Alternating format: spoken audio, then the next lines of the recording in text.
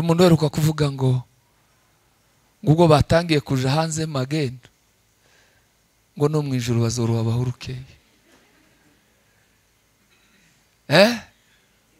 Mexique ngo no mu ijuru bazoruha bahurukeye. Undi yamamusubiza ngo kera hari abatangiye. Uwo washubije mabwira bo yavuze ngo batangiye ngo abinyigisho z'ubuntu ngo buriya ni urukatiriza ngo zoruha ihurukeyo nayo. Umuntu iyo apfuye ntabapfuye azongera abeho. Umupagani umukristo azongera abeho. Umuntu n'uwiteka, umuntu ntaza apfa. Nibuka umunsi umwe mu Rwanda shaka pastor mu Rwanda shaka yaratubwije ngo niba abantu bari mu kunezerwa muri dosiye ngo kera yabonye igihugu ngo kanezerwa ngo twebwe umunezero twawugize kera ngo ko twahawe igihugu kera ngo iboneho bakiyabagihawe. Niba umuntu anezerwa ngo bamuhaye igihugu ngo yiwe niyamuhaye igihugu, icyo twahawe n'Imana. Umushitsi azanungunika ngo yafashwe nabi afitiwe. Azavuga mvuga ngo isiyo isi ndiyabimenye gataba. Isi yiza kubimenya Yodufashe neza. Tworushe nyine tugahendeka. Ariko isi ntabwenge igira. Narivuze ngo dufite iwacu. Iyo umuntu araye ari umushitsi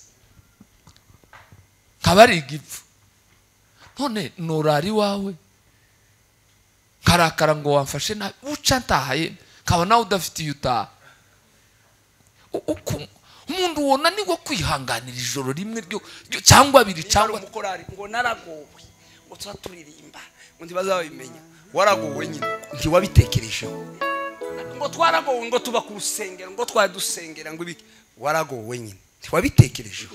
Murabeho agahinda kanje icyo kwingingira nuko bene wacu bakizwa. Manumva isengesho ryanjye. Murabeho agahinda kanje icyo kwingingira nuko bene wacu bakizwa. Bwana Yesu asifiwe. Igitaramo kigira ishusho nyinshi. Turashima kubw'uyu mwanya wabonetse utaruhari.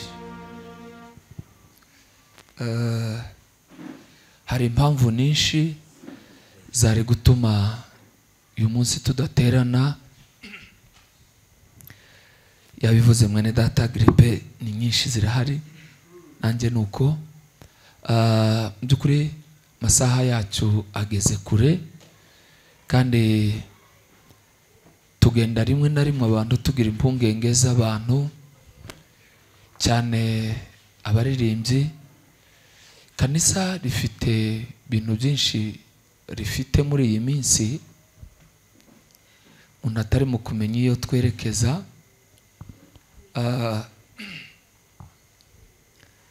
Baririmbyi bagatumirwa bamara kuririmba bagataha. Yarambwiye ngo babasize abana, none natwe twahagarikira ntitwibuke ko nabo basize abana hanyuma bakarwana. Ese dutahe? Baravuga ngo nibajya baza bataha bamaze kuririmba, dutegereze abana ko bararira. Intambara gikabira baye noga bamwe twakadiriye abandi batakadiriye ibita bikaba.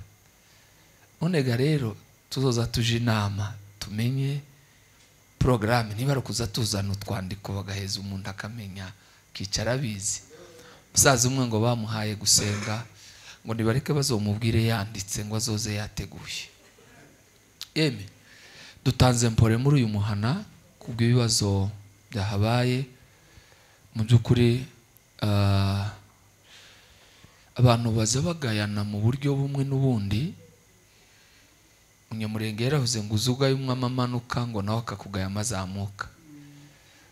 Buriya ntawe uzi ababiyobewe, ariko usanga kandi twese twabishoboye.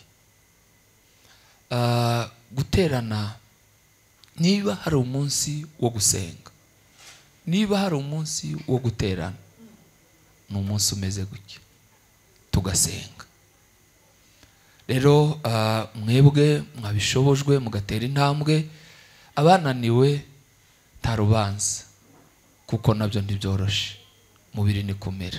Mwebwe mwihase kandi ndatekereza ko namwe mwasuranye muza kubona n'uyu mwanya hari icyo muza gutahana. Imana ibaho umugisha. Ndavuga bakayore, mwebwe mwese mwihase mukagira inyota, Imana ibaho umugisha. Bene data bavuye umoja korari twabanye, namwe Imana ibaho umugisha. Bene data twagendanye, namwe Imana ibaho umugisha. Reka dusome ijambo ry'Imana tuganira umwanya tari muremure. Kolele lule manga bagafwa kushezi ibintu bitu binarya batakabiruira bingira mwidongera mu myaka banayubagire ko tweke turi bo kurenga bingira mwidongera mu myaka banayubagire ko tweke turi bo kurenga ukengele abinyumuka kuranwa bangano sisi ko nabo banga bahano ariko bayikorera bayisi boke bayikorera bayisi bayisira bakashaka misiri atari bose bakahike kanani bingi babo bakamarira mwishamba bingi babo bakamarira mwishamba twehe tuliriri balenga mukiugo tuliriri bahishuka tumugenda higulu emadata watugaramba inakula tugabona abangera bakagwanwa tugabayitegereza hoshi tugabona gihamire ukagwanwa tugamuyitegereza tugabona rugagasa ukagwanwa tugamuyitegereza tugabona na kazungu akagwanwa tugamuyitegereza tugabona butoto akagwanwa tugamuyitegereza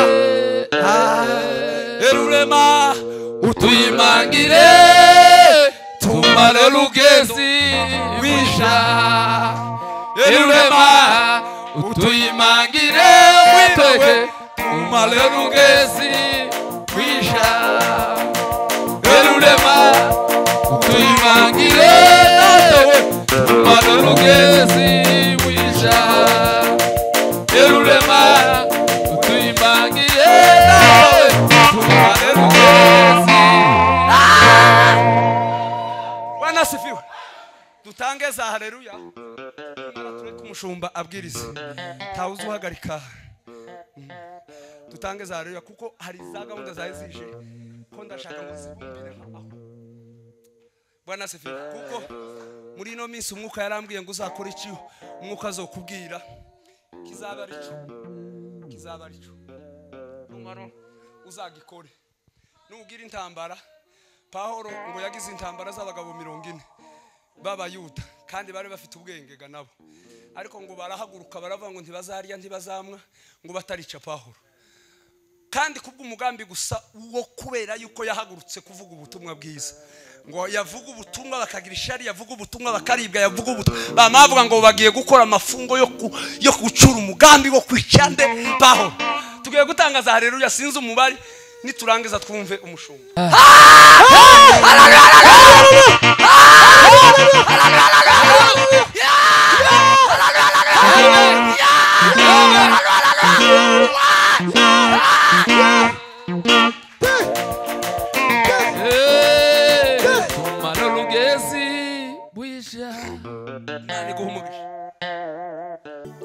Bwana sifiwe.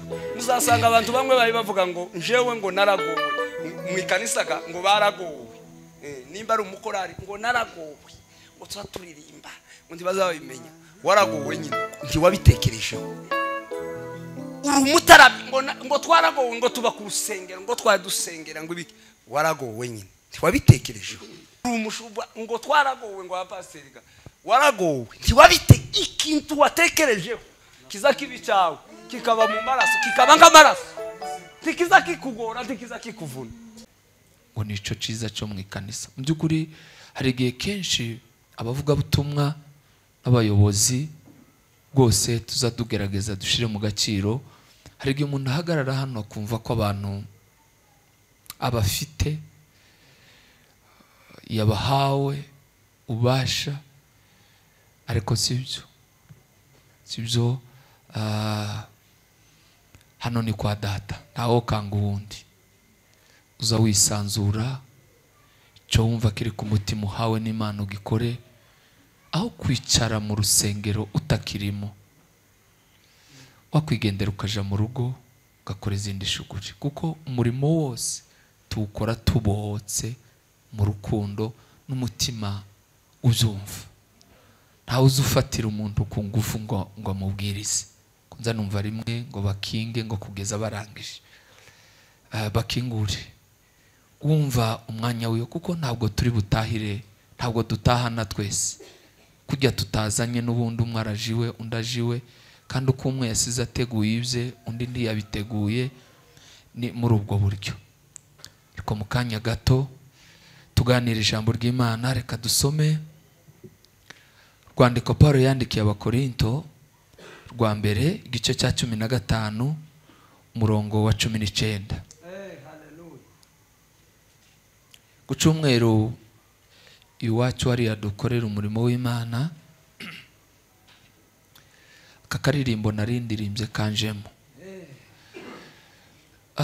Mbere tutara izi circumstances zitarahabaza habaye, nari natekereje ko turi buganire irindi jambo, ariko kubera ibihe tuganira n'abantu mu bihe barimo. Hari uherutse kumbwira ahantu nari ndi mu ivugabutumwa, mu by'ukuri abantu basigaye banavuga ngo iyo abantu bari kubwiriza ngo babwiriramwe abantu, nabo barahari. Ariko kandi nitubwiriza ubutumwa budakora ku bantu, kuza abantu barimo, ubwo si ubutumwa. Sinzi ko mwumvise. Nihavugwa ubudakora ku bantu ntibuzabarirwa, kuko icyo ubutumwa bugendereye ni abantu. Situation zihari nizo zikenewe kubwirizwaho. Gusa natwe abavuga butumwa tugira zo ntambara rimwe na rimwe, hari ibyo umwuka aza no kumva noneho karakubwira nyine nawe ibyo uhaye ubona mwaje kubitekereza. Igituma mbivuze mwene data hano ni perezida wa ministeri y'abarinzi b'inkike, yari yantumiye ubushize mu giterane yari afite Rongayi. Twagize ibihe byiza, shimiye ko twongeye kubonana. Dushoje igiterane ku cyumweru nja kurara mu rugo rw'umuntu, turaganira, twafashe umwanya munini cyane tuganira. Ngo amara arambwira ngo hari amagambo nabwirije ngo yabo, ngo kandi ngo mba naretse ngo nkayababwirira bari bonyine, ngo sinyababwirire mu bandi. Ko narinzi ko ndara iwabo, ngo aya mbere ambwira abo naza ambwira, ngo ariko wageze nkiriya ngo natwe uraduhindukirana, ngo ayacu ho waretse ukaza kuyatubwira utwese mu rugo. Uvuze ibintu bibiri, ariko icya mbere si cyiza, icya kabiri nicyo cyiza kuba wumvise mu ibyawe, niko kwiza. Bavandimwe, nkunda umukozi w'Imana Dr. Antoine Rutayisire, nzamukurikirana cyane, n'umwarimu wanje nigiraho, nzamukurikira kenshi. Iravuze ngo ijambo ry'Imana ngo ni nk'ifi urujanga, apana utudutoye, apana omen. Ifi noneho ngo iyo ugiye kwirya neza uzukuramo imishugi cyangwa se amahwa ukabishira ku ruhande, hanyuma ukarya twa tundi tuzaturibwa. Ngo n'ijambo ry'Imana niko rimeze. Ngo ariko ikibazo cy'ijambo ry'Imana ngo abantu bari mu gushira utumeze neza ku ruhande bakarya amahwa. Turya tutari utwo kuribwa nitwo tuzatujana.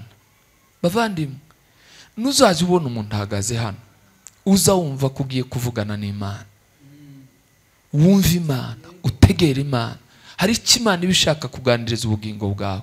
Impamvu abandi bitakunze ko baza, we ukaza wumve ko hari ikimana ikuzaniye umugoroba, ugitahure, ucakire, ugitahane. Narivuze ngo urwandiko rw'Abikorinto rwa mbere 15 umurongo wa 19, niba muri ubu bugingo Kristo ari we twiringiye gusa, tuba duhindutse abo kugirirwa impuhwe kuruta abandi bose. Ariko namwe mwasomye za Bibiliya zanyu, nuko nazo zavuze ngo gutehage.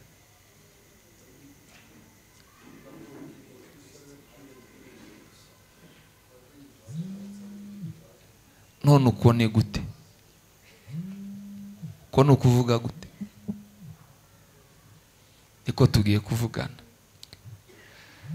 Rwandiko nanone yandikiye Abafilipi 3:20, naho twebweho iwacu ni mu ijuru, niho dutegereje umukiza ko azava, ari we mwami Yesu Kristo. Amen. Muracyari ino? Amawazo yataje.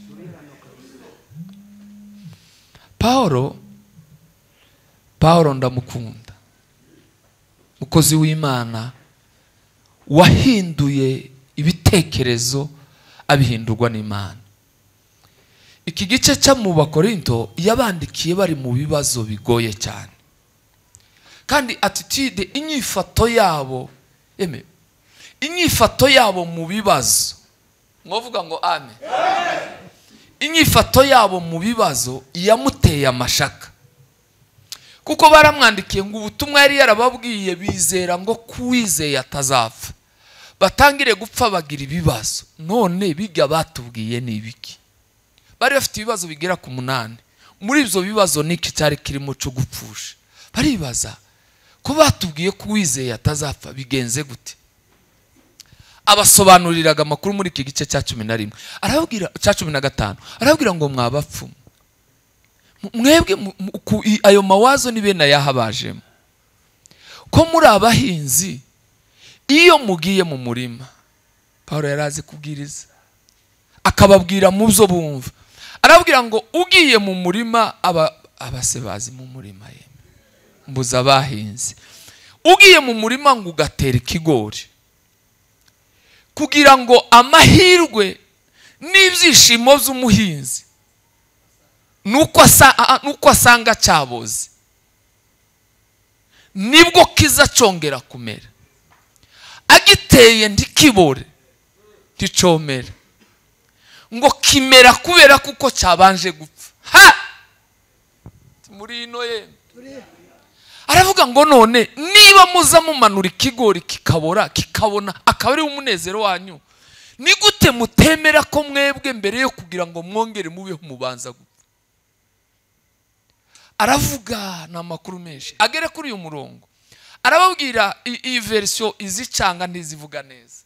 Bibiliya ijambo ry'Imana nizivuga neza, izivuga ngo niba kwiringira Kristo, mwavuga ngo amen, bidufitiye inyungu ngo muri ubu buzima gusa, ngo turabo kugirirwa imbabazi kurusha abandi bose. Bivuga iki? Niba twizera Imana turi bazima, titwizera Imana nyuma yo kubaho, iringiye gutambuka. Mwaryumvise se? Niba twiringira Imana turiho, ariko ntitwiringira Imana nyuma yo kubaho, nukuvuga ngo Imana si yo muri ubu buzima, Imana niyo muri ubu buzima n'ubundi buzaza.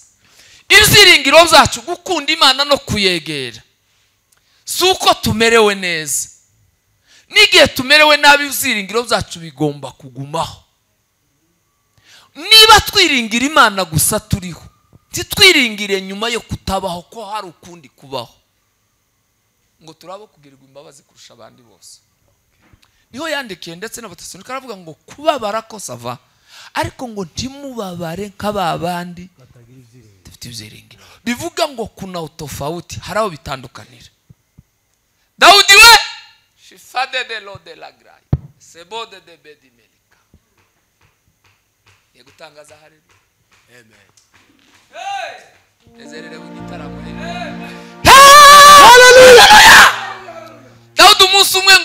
yasanze abantu umwana ararwara biranga arafungagira gutaha umwana ngo acikane Dawudi ngo aragenda aroga araza ararya bavandimwe torero ry'Imana reka tuvugane bukeya mbabwire ijuru iwacu ni mu ijuru iwacu ni mu ijuru mu ijuru ni hehe mu ijuru hameze ejo bundi naganire n'umuntu nanabiza n'iwacu ku cyumweru n'umukristo ari mu gihugu kindi kitari kino namubwiye ko minsi itari myinshi nzamusura tukaganira n'umukristo twabanye cyane ari mu bana nareze ambaza ibibazo byinshi kuri telefone mu bibazo yambajije yarambajije arambwira ngo hari ikintu yagize ibibazo yagize ibyago arapfakara noneho ambaza ibibazo byinshi mu bibazo yambajije ikintu cyangoye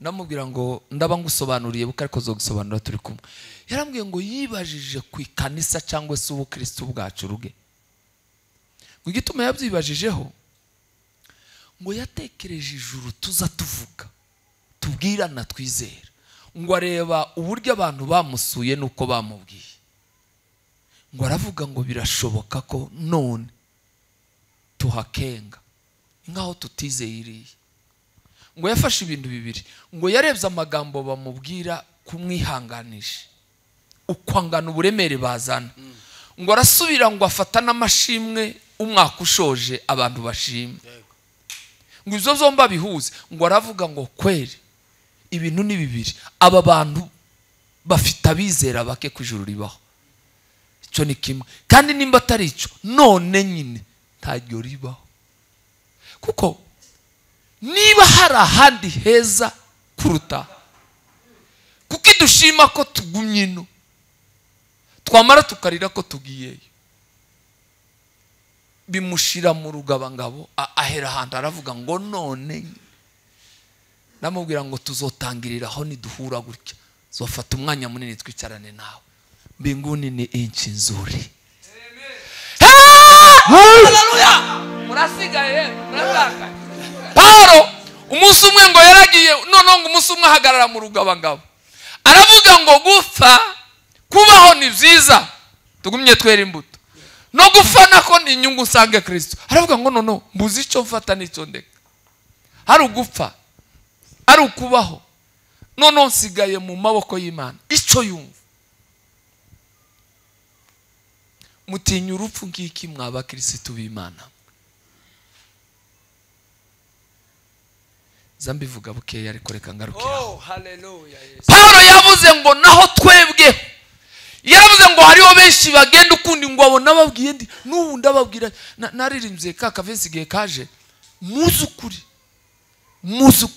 iyo nitegereje iyo ndeba abakristo dutunze bamwebwe n'abandi basigaye zavuga koko kweli hawa watu wameokoka imikorere n'utuntu turimo mw'abakristo b'imperuka n'imiki musubire inyuma mutekereze neza ko Yesu ari muri wewe nibwo uzabona ijuru ni ubuturo bw'Imana ni igihugu gituye mu Imana niho Imana iba haleluya naho twebwe iwacu ni mu ijuru isi ubundi umushitsi azanungunika ngo yafashwe nabi afitiwe azavuga ngo isi ndiyabimenye gataba isi yiza kubimenya Yodufashe neza tworushe nyine tugahendeka ariko isi ntabwenge igira ariko izitwereka ntawohisha uwo ari we ntiyoshobora guhisha uko imeze uku niko isi imeze irarura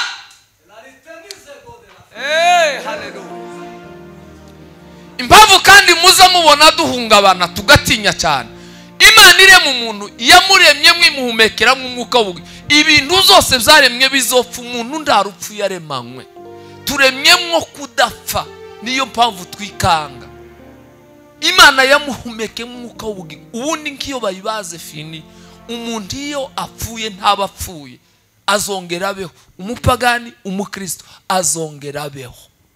Umuntu n'uwiteka, umuntu ntaza apfa, azongera abeho mu bundi buzima. Ibice bitatu bigize umuntu. Ariko noneho muracyari mu gitaramo. Ubuzima bw'umuntu bugabuye mu bice bitatu. Igice cya mbere ni umuntu mu mugambi w'Imana, Imana imutekereza. Kunaona ko mihango tuzogera kuri ako kantu. Burya tuzoganira mihango ejo bundi. Turabararitse umukutano yeme. Muzoza umukutano. Dufite umukutano w'abayumbe na gatanu na veye na niposho na niyinga imugoroba turangiza umukutano. Elumba yasokela baka. Ese umuvuga utumwage n'uzurarika none. Mpagaze mu biti bibiri. Niyo nari mvuze ngo umuntu hari umuntu Imana yatekereje utari uyu nguyu, si uyu tuza tubona. Aba tuza duhura nabo sibo bari mu mugambi w'Imana. Imana yatekereje umuntu yaricaye iratuza. Ibindi yazivuga ngo ni kibeho, iki ni kibeho. Igere ku muntu iricara. Tetera sifade silelo irarema pemela farkash. Cyo ni igice cya mbere umuntu umugambi w'Imana. Cya kabiri ni ubuzima bw'umuntu mwisi. Imana imutuma mwisi, iramubwira ngo genda mutware, imuha ubutware, imutuma kuza mu kazi, igisonga cy'Imana. Kucyumvira niko naganiriye iwacu kuba igisonga cyiza, umugaragu mwiza w'Imana. Ibyo jambo nari mfite ku cyumweru, kindi nari mfite guhabwa umurimo n'Imana. Imana ikaguha umurimo, kakuzanira umurimo ikawuguha. Twarihereye iwanyu. Mwari muzi ko turi haleluya. Twaratumwe twaje gukora, turi mu kazi. Gatatu igice cya gatatu tuzaja kurubura ibyo twakoze. Amen. Muri bizaravuga ngo databuja nzamukorera ndacogora wize ubuntu n'imi, maze umunsi zarangiza imirimo yanje azampamagara n'itabi. Tuzatanga raporo y'ibyo twakoze byose mwisi.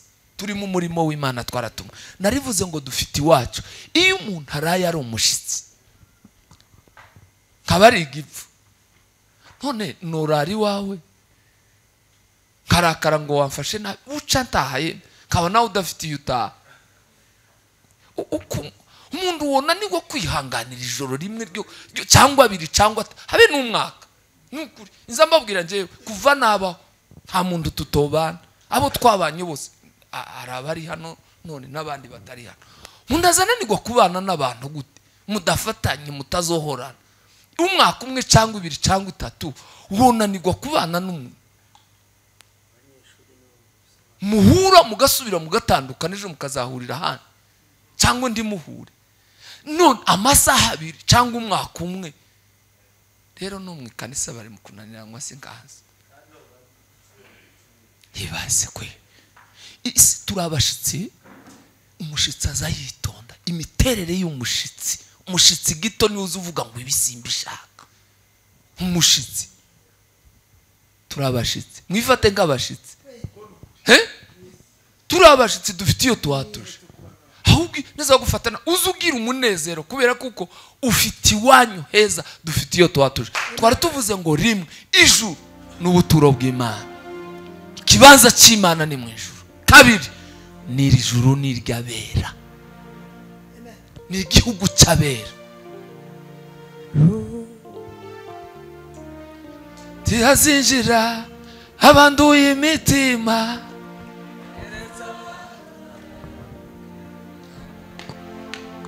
haleluya. Mana yabonye ko badakwiye kuba mu isi, ibajana mu ijuru, aho niho twese tuzibera. Yewe nimukumbure mu ijuru. Imana yabonye ko badakwiye kuba mu isi, ibajana mu ijuru, aho niho twese tuzibera. Ijuru ni igihugu cyacu tuzuye amahoro. Bwana Yesu asifiwe. Amen. N'ubuturo bw'abera. Nta cyicaro nta buturo bwacu muri iyi si. Haleluya. Dufite igihugu, dufite igihugu. ndibuka umunsi umwe mu Rwanda shaka pastor mu Rwanda shaka yaratubwije ngo niba abantu bari mu kunezerwa muri dosiye ngo kera yabonye igihugu ngo kanezerwa ngo twebwe uwo munezero twawugize kera ngo ko twahawe igihugu kera ngo iboneho bakiyabagihaba niba umuntu anezerwa ngo bamuhaye igihugu ngo yiwe niyamuhaye igihugu icyo twahawe n'Imana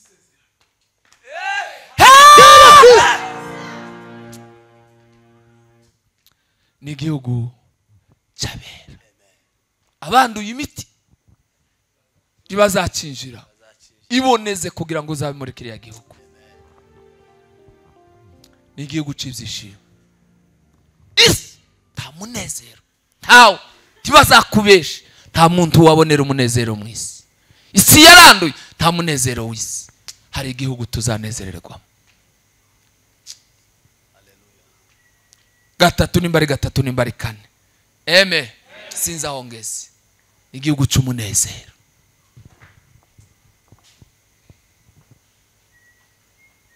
iravuze muri Zaburi zavuga ngo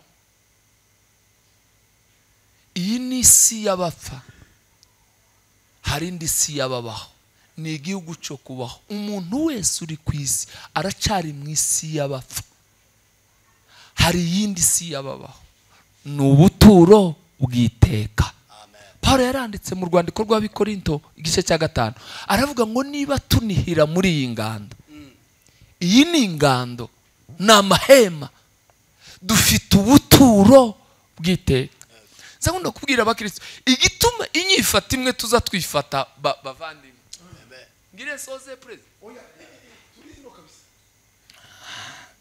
inyifata imwe tuza twifata ino mwisi nukuri hari ukuntu uzureba abantu bagasa n'abatuye mwemwe nimukona abantu basa n'abatuye ngo wari wabonye aya mazu yo muri Kenya ngo abangaba bo ntaho bahebaje abantu bicaye ngaho bageze iyo baje turi mu isafari nta muntu uzuryama gutya gifite urugenzi uraye mu nzira bucu ugenda uwo ryama bigeze kuri umuntu ufite urugenzi taruwa rw'urugenzi ko ejo woge tuzusinzira abanyakarumyo bihangana umva uko wavuze umva guko kera abantu baza bavuga uko ari abahasinziriye ibitotsi nkumva ni igihugu cy'iteka ni ubuturo bw'iteka aha ni mu mahema aha ni mu ngando aha naho turaye buca tugenda ntukaza wica ntukaza widayinga hasi iwacu nta gahinda kaba muri icyo gihugu soze ndangirize kuri iri mwabonye ko nahise nsiga intuzi yari yataje kuba abana menshi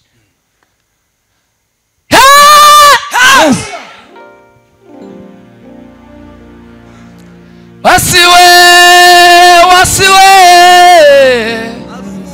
umunsi tuzagusiga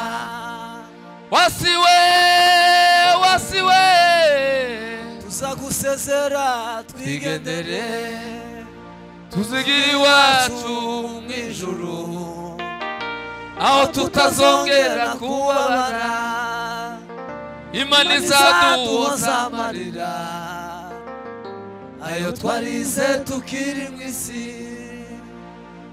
Umukozi w'Imana Pasiteri Marcelo ni umunyakinshasa nawe nzamukurikira ndamukunda nawe yaravuze ngo azatanga ngo azabazwa n'umukongomani ngo uzoja mu muriro w'iteka ngo dusufurire ino ngo niriya tuzosufure ngo abandi byibuze ngo bafite iraha ngo bo naho twebwe abakongomani baba bari no ngo niriya bazosubire baba bari pole sana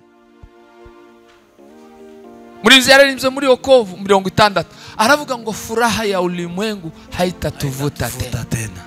Narivuze ngo cyanyuma ngiye gusorezaho urupfu tiruzobayo mbega igihugu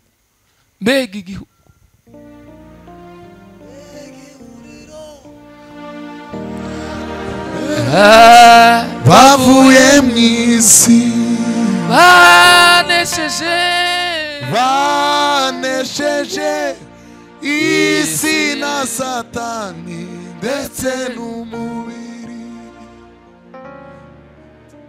tuzataramana n'abera bose banesheje umubiri ndetse na satani tuzahora turirimba imbere mbega umunezero tubonye Yesu. hari urupfu ruzaba mu ijuru, ni ijuru ry'abazima, n'isi yo guturaho. Bavandimwe mwebwe abari hano, tugiriwe amahirwe yo guterana muri mugoroba. Gerageza usubire utekereze neza, iyi safari nyirimo, uru rugendo. Yaravuze umukozi w'Imana, aravuga ngo wo mpamagara no kwitaba. Usubiye inyuma ugatekereza neza, amahirwe make ubuhanyamugani w'abapfurero, ishano no kubura ijuru, ifaranga zobura, n'ibindi zobura. Everi wacu aheruka kutubwira ngo azashidikanya ko azoja hanze, ngo ariko ntazashidikanya ko azoja mu ijuru. Ndamubwira ngo nanje ijuru ni igihugu cyanje. Umuntu aheruka kuvuga ngo ubwo batangiye kuja hanze magendo, ngo no mu ijuru bazoroha bahurukeye. Mexique ngo no mu ijuru bazoroha bahurukeye. Undi yamamusubiza ngo kera hari abatangiye. Uwo washubije mabwira abo yavuze ngo batangiye, ngo abinyigisho z'ubuntu, ngo buriya ni Urukatiriza ngo zoroheburukeyo nayo. Yeme ijuru ni igihugu cyiza, muharanire kuzakibamo. Nukuri ntabwo ari igihugu si ugupfa kwinjira. Umugabo ngo ni ntabwenge, ngo yaragiye aragerageza aracanga arahuruka ku irembo. Bamubaza ngo urwandiko, ngo asanga atarufite. Twojijisha ino, twobeshana, twogerageza birashoboka, nubwo navyo noneho byaranze ka ibicocero burya ngo izuba ryatse bizavyuma bikanga. Uyu ni wa muririmbyi, uyu ni wa muyumbi. Yabivuze Rugenza, mu byukuri hari ibintu bimwe baza bavuga ukavuga ngo oya mureke gukabya abandi, mureke gukabya. Nta mukozi w'Imana yewe wapi nimuzamureka mutuze. Bene data, dufite urugendo ruganiyo heza, nimwiboneze mutunganye kugira ngo umunsi umwe tuzabe mu gihugu tutazongera kurira. Imana ibahe umugisha. Amen.